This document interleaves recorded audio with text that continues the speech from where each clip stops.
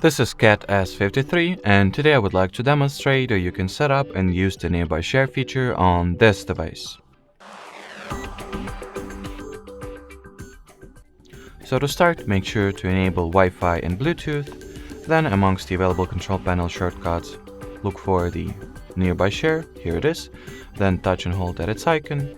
From here, in order to activate the feature, you gotta simply toggle on this switch. Then you can rename the device if you want to. You can make your device visible and invisible for others. And also you can restrict its visibility to only your devices, only your contacts, or not restrict it at all and make it discoverable to everyone who is in range. Then you can change the data type that will be used for the file transfer. And well, that will be it. You are all set and ready to use this feature. So let me quickly test it out. I will send the screenshot I've just taken and see how well it will be sent and received.